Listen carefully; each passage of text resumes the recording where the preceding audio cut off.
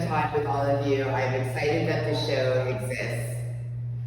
I am excited that you're literally here to talk about it. There is so much going on. A lot of times when I do these talks, I do so many of them, and it started out as almost a joke to ask the first question this way, but then I quickly realized it is kind of the best first question, which is, Bibi, tell us what we're looking at, right? This is work spanning a number of years, including some new work. Some things happened in between then and now that we might get to in a minute. So just let everybody know, orient them within these particular paintings, please. Well, when I look at this painting, they like I predicted the end of the world or something, you know? Because I painted them before all this horrible, I mean, there are always horrible disasters and wars, but now it's even more, and I'm Israeli, and what's going on in there is unbelievable and very, very scary. So, but usually when I paint, it's more mischievous, you know, and dreamlike. Like I think, like there's a painting, that painting there. With the bubble, the large bubble. It's like, I call it, I was born in the wrong planet. Because always I feel like weird and not, you know, not in the right place, not connected to anything. And, you know, and of course there's a political things like this too. I mean, the shut the fuck up I made like 5 years ago. But yeah. it keeps coming in, you know, in the right time. And the one, you know, it's always This is why you make me laugh so hard, because even when you're talking about like the literal end of the world, there's this humor. Yes. And I see that in the paintings also. And so that's why, you know, the darker the thing you say, the more I like giggle like a little kid. And that's why, because it's both, because of the balance you have. Yeah. And the one up, it says, I swear I didn't see anything. So this is more like the political, you know, heads of this country. Yeah. I mean, where can I go? I'm 77, you know? If I wanted to move to another country, what country? Who's gonna take me? I know, where do we go? Old lady? No, I mean, we think about that a lot too. You know, Canada is right there, but that's another. But the thing is, Denmark, no? No. Well, I mean, there's a lot of factors because, like, for example, his aging parents are in Chicago and mine are in New York, and so he physically is Canadian. So the idea is pretty easy, and also like nobody wants to like. Anyway, it's a lot easier to just put all your stuff in a truck and drive to Montreal than to try to figure out like what are you putting it on a boat, I guess? I mean, my car. Just put it in the car and go, you know what I mean? But, you know, no, the thing is, it's true, like, where are we gonna go? But I do think that's a really interesting question that, again, is dark with a little bit of humor in it, which is sort of the first thing you said, which is like, so when you look back at work along the relatively recent past, predicting the end of all kinds of things, from our rights to our planet to our democracy. Do you take any satisfaction in being right about everything? A little bit. I must tell you something. No, you know, art, you see art different every time. I can make a painting and I'm thinking about something, it's a dream, and you know, like midnight activities, which I like this painting. and things are falling apart, actually it's also kind of scary, but it's more like a dream. Yeah. And I think something, you know? Yeah. But then a year later, if nobody buys it, I see it and I said, oh, I think something else, because it changes. It changes. Well, that's the thing about archetypes, right? Yeah. And so when you say dream, and we've talked about this over the years, but I'm a pretty studious Jungian person. Like, I'm more than a passing interest in Jungian psychoanalysis, and a lot of that is the dream interpretation and the kind of archetypes. And so the biggest one, if you don't know anything else about what the dream archetypes are, the single most important one is water. Because water itself represents the subconscious. So when water appears to you in a dream, and all you have is a minute to do a quick vibe check on, you know, what's going on in there, you see what the water is doing in your dream. Is it a glass of water? Is it empty or full? Is it pure? Is it polluted? Is it an ocean, a stream, a river? Is the ocean calm? Is it roiled? Is it a tsunami? Is the river overflowing the banks, or is it full of life? Is it covered in ice? Is it rain? Like the million things of how water can present itself in the natural world. And so when you look at that and you think, well, what is the emotion about? That's like the quick and dirty Jungian dream analysis, right? But it's the most important thing is water. And so I am personally completely obsessed with how among everything, that's the one, you know, very nearly universal element that goes into these works, right? Water is scary. Well, sometimes, but it's also cleansing. What if it's a waterfall where there's a rainbow in the mist? Are you still scared? No. So that inherently, it's not anything, right? Its behavior tells us, and so I feel like it's kind of doing the same thing in your work. Like, Osceola has a piece of yours, and he loves to remind you. He goes, I love this piece. I love how she's peacefully floating. And you're like, she's drowned in death.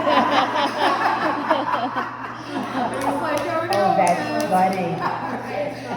And so it's in there, Funny. but it's available for us to see what we need to see as well. Oh. And that's important to you. Yeah.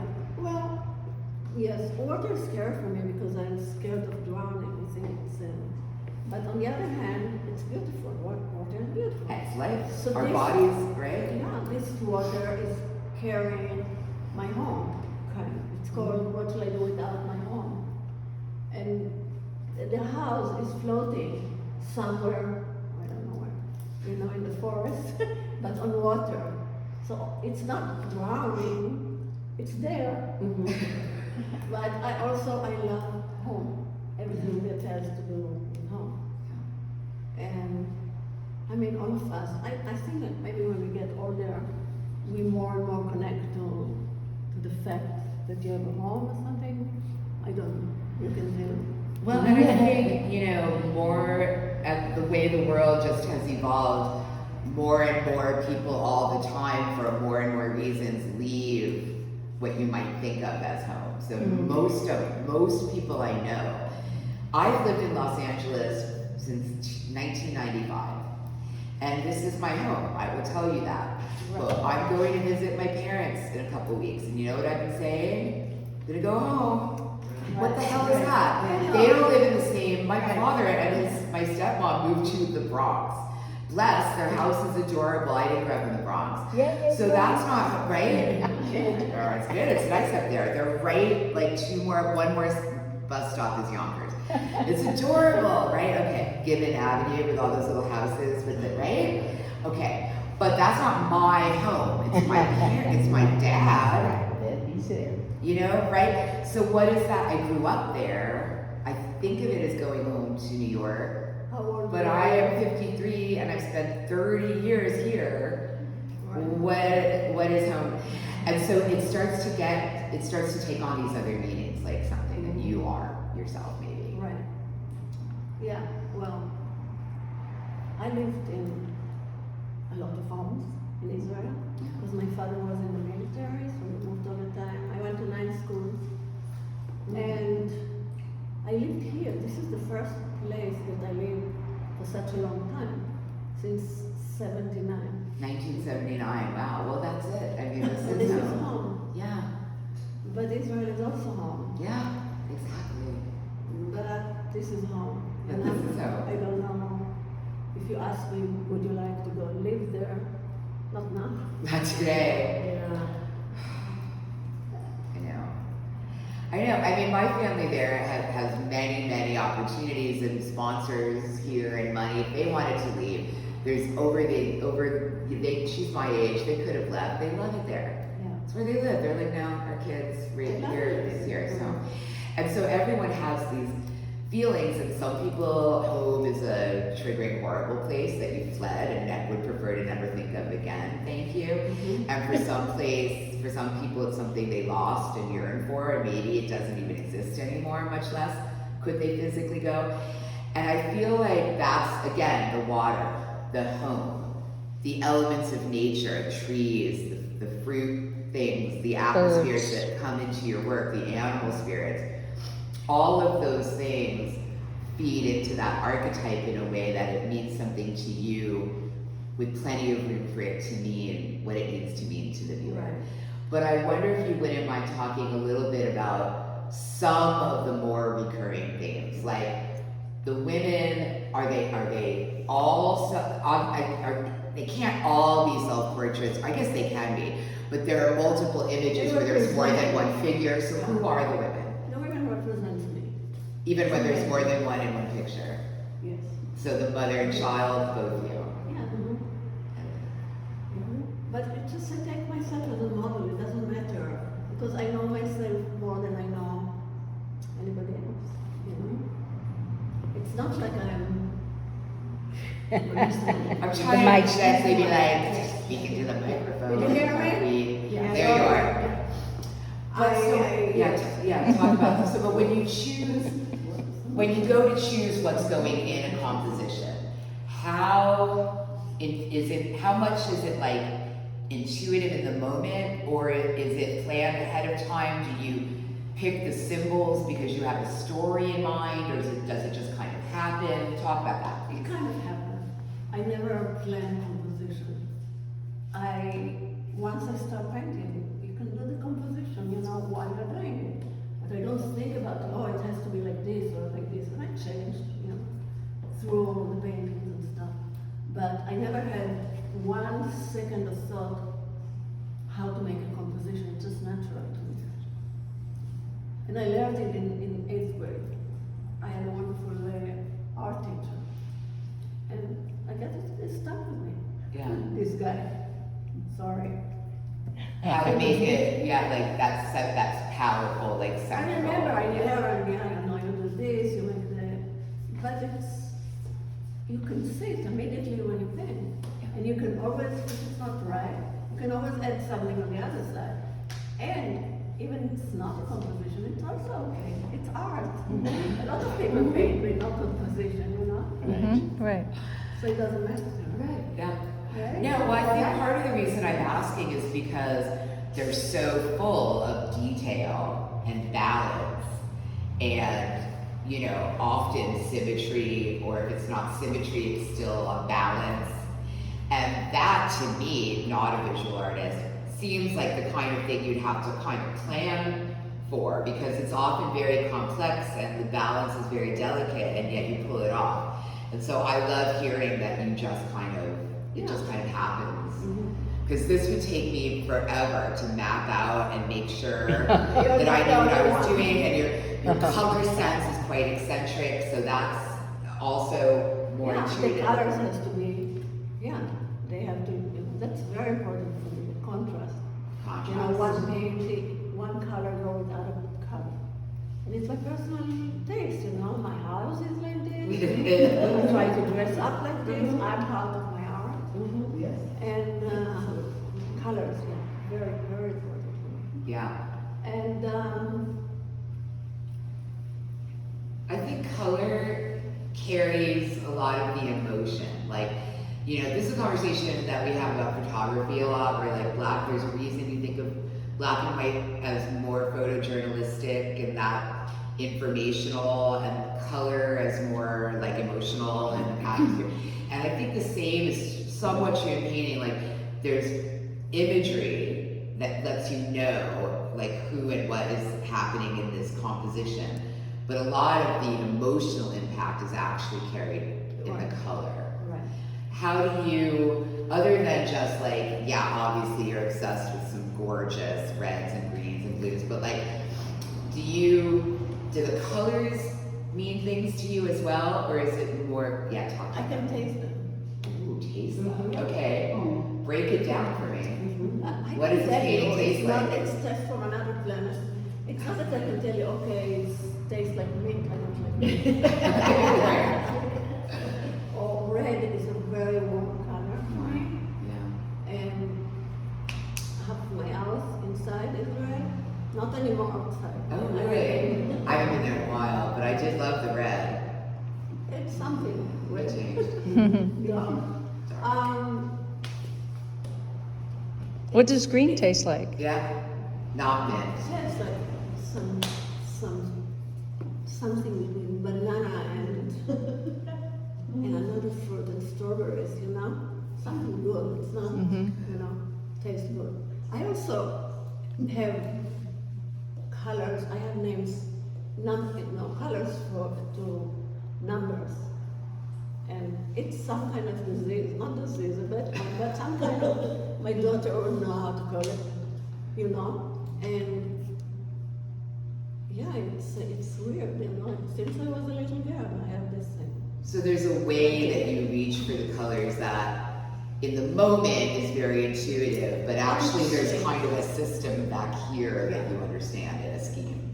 That's But it's interesting. changed, you know, like the red that I used to paint with was, let's say, cotton medium red color. And this is a dark red. So all of a sudden I saw this series, included the one that you have. The red is not anymore the red that I want. It's okay. That's okay. okay, sure. I'm not fixing it. Nothing wrong with that. But nevertheless, yeah, no, I mean, I think it's, and those colors too, some of them have, I mean, they all, but many, red is another one of those cardinal colors, right? Like, pun intended.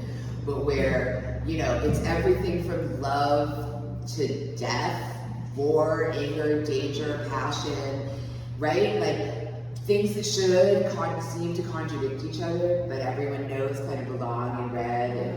And even those things, when I say everyone, I'm very aware that I'm basically being Western.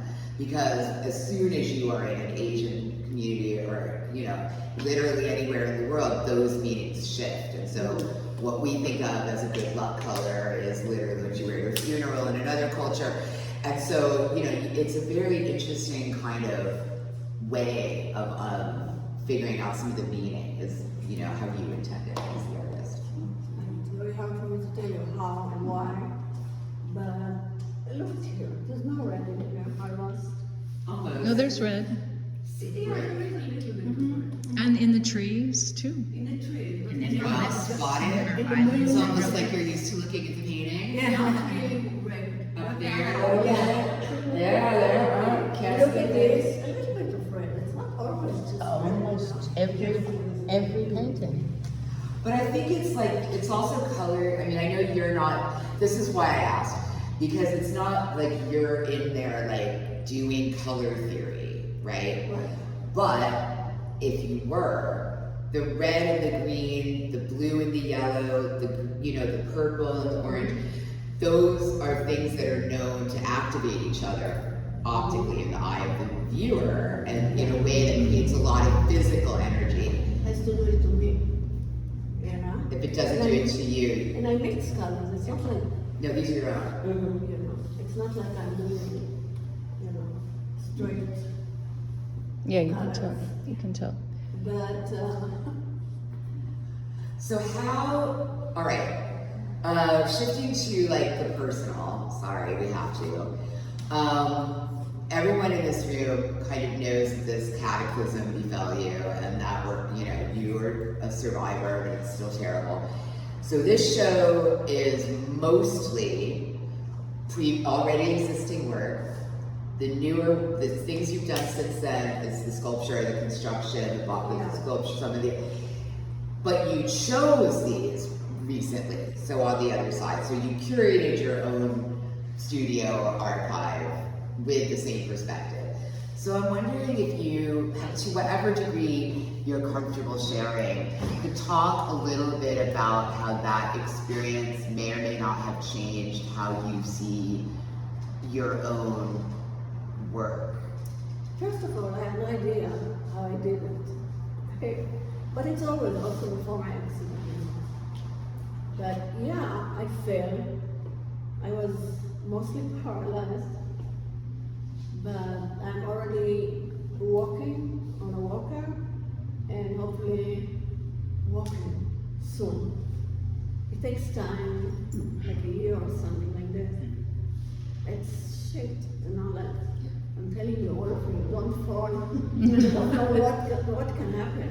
And I always thought I have to be so careful not to fall, because I have friends that keep falling all the time, breaking their, you know, their foot, their feet and stuff like this.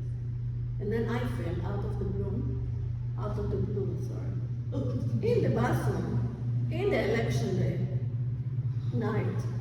But I was so stressed about it. And I broke my neck. But I'm generally an optimistic person, and I had a lot of people coming to me and cheering me up in the hospital, making me painting, that I asked them, do this, do that, you know. Really? Yeah. So you were literally like, no, more like telling them how to make Yeah. hard. Okay. And I have the two paintings that my daughters did, but I told, one is the erection night, and one is Venus is not very functional. Yeah. You know? Yeah. I have to do it. It's also political, and I have to, but I can do it.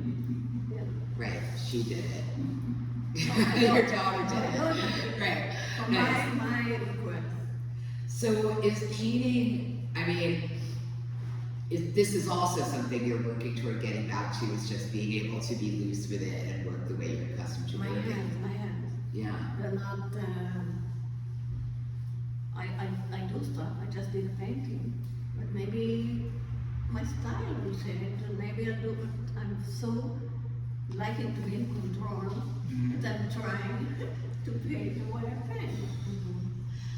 I mean, talking about, you know, the psyche, like being forced to not have control over like the thing that, I mean, yeah, okay, you have kids, but let's just be honest, it's the most important thing in the world, which is your art making. Sorry.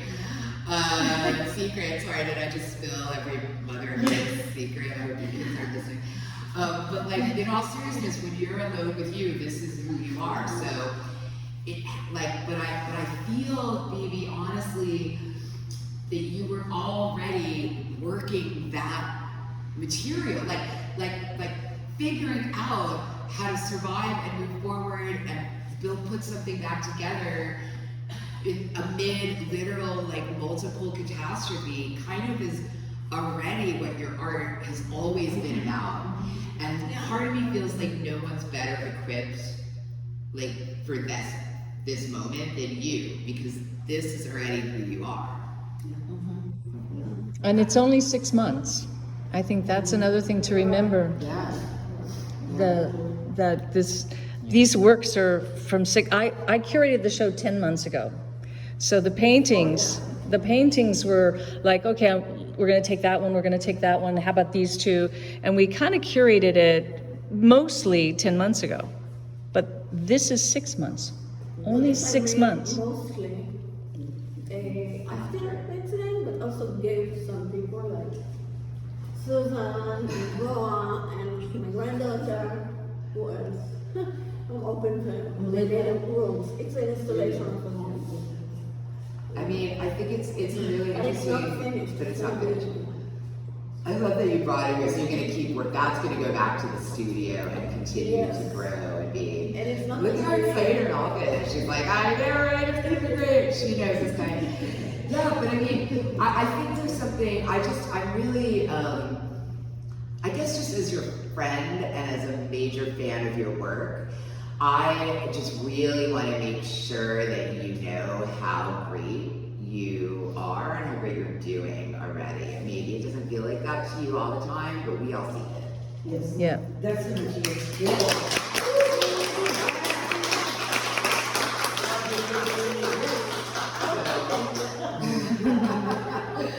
I mean, but that's you in a nutshell, because, you know, look at your freaking gloves. Like, only you found like athletic ninja day gloves to like, I mean, you know, to find a way to just be okay with it somehow in the middle of it, you know? Yeah.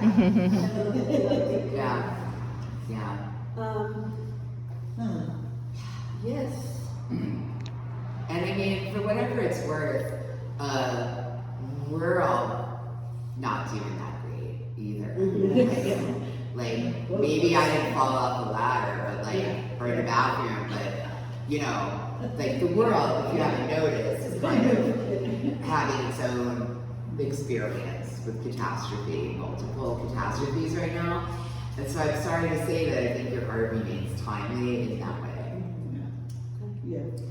Right? Like, if you came out of the, you know, the unicorn utopia of Kamala and taco trucks, and then, you know, you were forced to confront darkness, you'd be like, oh my God, we came through this already. But now this feels cathartic. It feels like, oh, I'm not alone. It feels like, oh, I feel like, I think there's so much resonance, and so much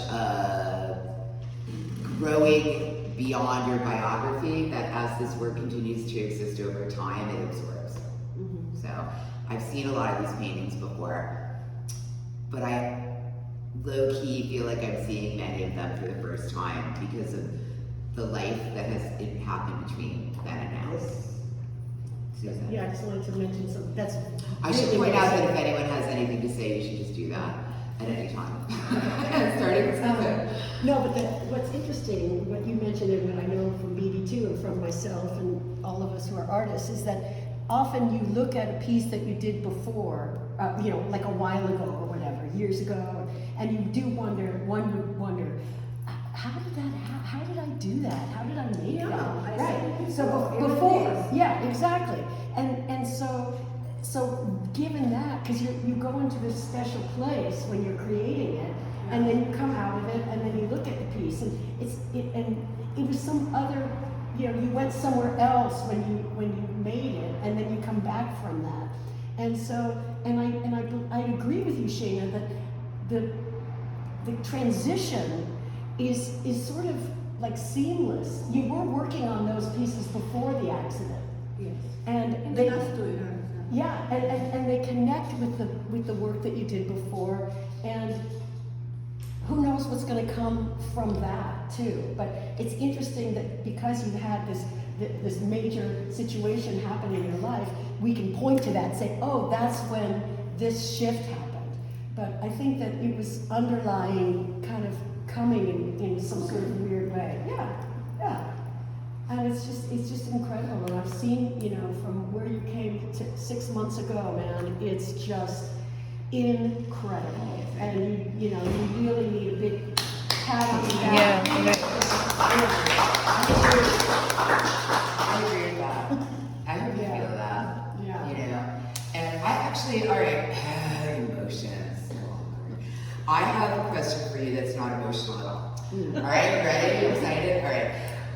Because I was looking at that painting, the one that doesn't have, let's say, you or anyone in it. And I would like to hear about that, because I feel like that means something, that you're like, when you, and there's maybe that one back there too, the apples, although I feel a lot of symbolism for self right in the apples, but like, when you, so knowing that their dreams and experiences, that the central protagonist is you in all your aspects, what goes on when you choose to make work without a figure? How are those different and the same? First of all, I love trees. Second of all, I love wind, movement, you know. Third of all, the tree also represents me. Everything in the painting represents me. Yeah. So I had a period, I had another tree, and I have this one. Yeah, this one. Which has a great title. That one is, I haven't read a book in 10 years. Love the title. And I'm fascinated, I don't understand with leaves. They look so beautiful. you know. Even when they die and go away, or maybe especially, yeah. And then they go to fertilize, and then it's like a cycle. It's already, I don't like to pick up flowers from the ground or to buy cut flowers because we interrupt their life, you know? Yeah. Why doing it? I mean, I'm not lecturing, sorry. I mean, they would die anyway, so maybe they could just die on your desk where you love them. But no, you're absolutely right. It feels like you're interrupting, I think, yeah. That's a gentler way of saying it. It's like you're murdering the daffodil, but you are interrupting the cycle of life. Maybe there was going to be a bee that needed that next week. You shouldn't have left it there. Yeah. And so I think, I'm glad I asked, because that to me feels like it actually does exactly belong with the rest. It's not something to one side of We're all the it. same, now we're all in the same program. Yeah. Yeah. And this one, I don't know if you see it from here. It's called Yes. Peace offering. And so it's a crow actually, white and black, that is carrying a piece of, a rotten leg, falling apart and leaf. So it also have to do with political, in a nice way. In a nice way. I mean, I like, yeah. No, but the crow's another one. I mean, messenger between the life and death, wisdom. I mean, it's well chosen, archetypes there. No, I like crows. I even feed them. They come in the front, they come in the back. They missed me for Yeah. 3, how much? 3 months. But they were there, waiting. Yeah. It does not surprise They're me not at like all that you have a flock of crows following you. Like, that doesn't surprise me. Known as a murder of A crows. murder of crows. Yeah. That doesn't surprise me at all. You're a beautiful. powerful witch, you see, and that's how that happens. I mean that as a compliment, in case there's any doubt. No, but there also, I mean, that's another aspect of the work that I love. And I think it's because of all of the things we've already talked about today and other things, that it has a kind of witchy quality to it. And I mean that in a matriarchal secret magic way, not in and look, I would consider it a compliment. Somebody called me a powerful witch, and I'm like, thank you. So that's where I'm coming from. But I feel like there's that kind of it's not just imagery, it's ceremonial, it's sigil stuff, it's portal key stuff in there. I have a question about that, the magical stuff, and then the Yeah. dreams. Are these directly from a dream? Do you take notes about a dream? Because you say that they come from your dreams. They're influenced by your I dreams. used to write my dreams. I don't do it anymore. It's a lot of work. But it's It's just surreal. So Yeah, I don't surrealism. know. I'm saying it might be like a dream. I remember something in the dream, Mm-hmm. But it's very hard to paint a dream, first of all, because it's a different kind of life we're living, when we dream. And it's a different dimension, Mm-hmm. I don't have the tools, but I can get the idea from it. And sometimes I don't know, but I got the idea Mm-hmm. from the dream. Well, I mean, again, dreams, Carl Jung would tell you that it's basically yourself talking to yourself. It's you, it's part of you sending another part of you a message about Right. you. Right? That's kind of broadly speaking, what an approach to, thinking of dreams as an important part of life is about, right? It's not just oh, what happened? It's what am I trying to tell me? Two things. One thing relating to this, last night I dreamt, I was a little stressed about it. And I had a dream that I'm in Canada and I have to cite some little piece on, something. But it was in French. So I'm asking Osiana to write it, how do you pronounce it exactly and what it says, And then I go somewhere and I have the piece of paper and it's not there. And I'm so stressed. And it was so, you said this was relating to today. Yeah. I thought, I I'm think. sorry. I related Osiana to you, but it's... That's fine. He's the French Canadian. He's the French So that's fine. I speak French too, though. So if you ever drop the paper, you can always call me if you can't find it. But no, that's right. That's what I mean. So that's like not every dream is like gonna unlock the secrets of the universe, but that's exactly what I mean. Realistic how I feel. Yes. Not with the right people, but you know. Yeah. Also, I want to say, I don't know, are we done? No, we're not done. I want to say, I think a lot about death, don't be scared, you know? Don't be scared. Because I wanted to die many times in this 6 months. And also, I think it's a theory, don't take me as a serious thing. I feel that with all these wars, you know, all this history repeats itself all the time. It's like a video game. Something is playing us. I don't know, I can prove this, but I have a feeling that, the death, we all know that we don't know what death is. I don't have any connection in that regard to Judaism or anything, but I feel something is there.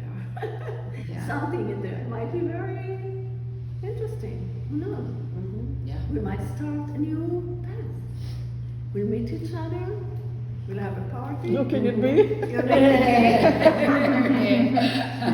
everybody. We're gonna die. Well, a lot of people, there's very smart people who are earnestly attempting, it's called simulation theory, to figure out whether this is in fact a sim program. And I, without weighing in on, you know, what I think about that, I will say I get why they are wondering. Okay, and honestly, there's a degree at which that would actually be the simplest explanation for all of this, because it doesn't make what's going on out there doesn't make any sense. But if there was like some kind of glitch in the code of like that would actually be like that actually explains it better than anything I could come up with, because what the hell? glitch in the code is human. Well, we are the glitch. We are the glitch. But, yeah. you know, I think there's like the there's metaphors and metaphors. But I definitely, and that also would kind of explain the general sense that there's something else out there, because there is. Yes. The coders, right? Like the whatever. So free will, anyone who's ever been a gamer, you know exactly what it means to have total free will smash up against established parameters, and that's what that is. And so it doesn't surprise me at all that there's people that are like, maybe that's what we're doing here. You know, I don't know what I think. I probably don't think that, but sometimes I do think that, and I don't blame you for thinking that, because I don't know. I heard some stories that people they had near-death experience, you know, what they say. yeah. So I don't think, okay, let's not talk about that. No, we can if you want. I don't care. I smoked a weird. I want to create more stuff before I Yeah. die. Well, I'll tell you something. I smoked a weird drug one time, that was not marijuana, just to be clear. And I saw what I saw, and the person I was with, who also smoked, it was DMT, with me, saw the same thing. And I've never had a shared hallucination before in my life. So this has got my attention. And what we saw was all this go away, and that like running binary code, like in the Matrix, or like when you step too far out of a headset VR game. And I was like, I never want to smoke DMT again, for starters.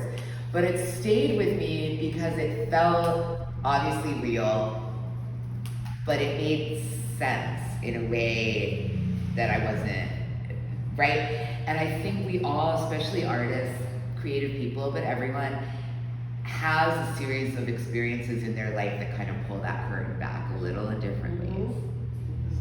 And those become foundational to who we are on the other side of them, right? And everyone in this room and everyone we know has at least one thing like that. So if this is a thing like that, for you, the question is like, what's next? But whatever it is going to be super interesting. It's not any kind of end, right? Like, am I making sense? Yes, Well- you are. Because I feel like I lost half the room when I admitted I spent TNT. It was in Brooklyn. I'm right there with you. Okay. It makes sense to the Bibi Davidson that thinking about. Yeah. Well, I always go back to like, matter and also that it can't be destroyed, just transformed. So in a way, it doesn't, I'm not concerned what is out like in the control of it. I just love knowing, it gives me much comfort in knowing that it is just transforming and you are the sum total. And all of this is the sum total of who you are. And like, I'm thinking of just even the fact that the majority of your paintings are on square panels as opposed to rectangle. Like you talked about balance, even that is part of who you are. And it translates, and that's what's so, that's what makes me love your work so much, is it is so you, and you are those leaves. You are that tree. You are that bird, and we see that, and you communicate that through your work. And that's what's fascinating to me, is that I see the symbol of you. Like fallopian tubes, the water. The water, the fractal patterns, the mandalas, the cycles, everything what you're saying. It's this cycle of life, whether it's a dead thing or a living thing, a dead leaf on the ground or part of the tree. And the wind, it's sort of, to me, this, like, again, I go back to matter, obviously, but it makes sense to me, and I find that there's such an elegant beauty, and your compositions just excite me. So, We all agree. yeah. All right, I'm going to ask one more question, and then it'll be time, I'd say, because we've been talking for almost an hour, which is amazing. Speaking of matter, and then, you have a question before we end, but I would ask my question before I forget what it is. Speaking of matter, which every title of every show here is a pun on matter, talk a little bit about It Fucking Matters. Your title, which is one of my favorites so far, sorry to everyone. But It Fucking Matters, the title of the show. What is that for you? What was that? It fucking matters, Yeah. And I think all the people here, or at least the artists that I know, they don't want all this cruelty and all this horrible thing that happen politically. I'm not talking about even this country, Afghanistan, Pakistan, all this in Africa, places like this. Everything matters. Right on. And we don't really think about everything that matters. And it all Why? fucking matters. And why? And it all fucking matters. Yeah, and why? Yeah, and it's just fun to have permission to drop the F-bomb a little sometimes. I'm here to tell. I just wanted to make sure because I wanted to honor that as a choice because again, dark, but funny. That's my baby. Yes, question, and then we'll. I have seen lots of your work, but like in shows there are just a few, so now to be sitting with the whole group with it, I feel like, for me, it reminds me of Alice in Wonderland, and that you stepped into another dimension and invite us to get lost in the forest with you. And there's so many things that are hidden, like this one and that chair. And I know that piece is older. Yeah. And that's the only one where you really this is me. So I'm just curious about this transition of, the headless one. There's so much where you're hiding, but it's obviously you anyway. But. Yeah. It's, yes. Yes. Hiding is the right word. Well, but it's so hiding is the right word. That is but it's also but it's here I am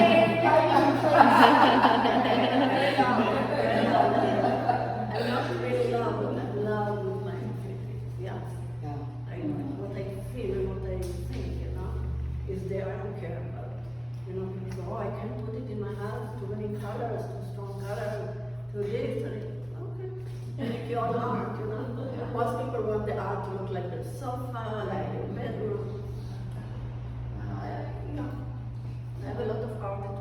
They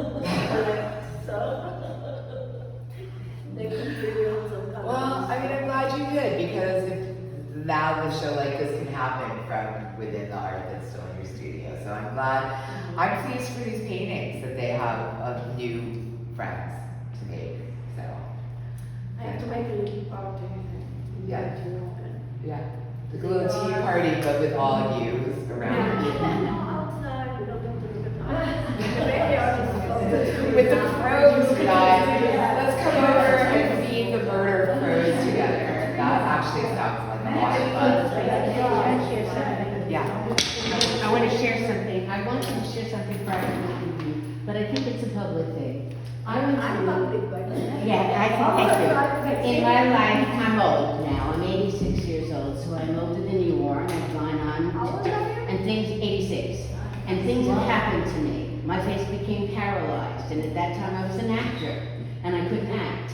And I had to trust that my face would come back, and I obviously am not distorted. I was like this. And when I was like this, I even did a one-person 10-minute piece about what it meant to be, that everybody thought my smile was so fabulous, I was never so gorgeous, and now look. So you have the ability in you to find the humor in all this. I have limitations beyond belief, and yet I'm now an artist again. I had not been for many years. I still act when I can. But both those things have been transformed because I have handicaps now. Many. I can't walk the same way. I have pain. My hands are much more crippled. But everything that has happened to me has transformed me. And my art in every aspect of my life has become more exciting and more interesting and more fun. Because basically, I have a good sense of design. I have those elements I always did as an artist. You're here already. You have all these beautiful qualities that no matter how you will manifest it, it will still be you in all those things. And if your hand doesn't serve you the same way, it will still serve you in a way that you'll be able to show who you are. There is no way to go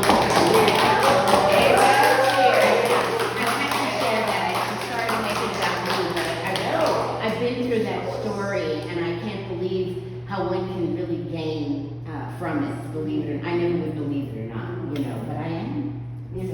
So that's so beautiful. Thank you so much for that. Thank you. Really Yeah, appreciate thank it. I was sitting on it, I thought, oh my God, I want to make it about me, but It's not about you, because by talking about yourself and the way it's a bigger conversation. It's about us. We fucking matter. No, that's it. I have nothing else to say. Right on. Thank you. That's a perfect place to end it. Yeah. Thank you guys all for coming. It's so beautiful. Thank you.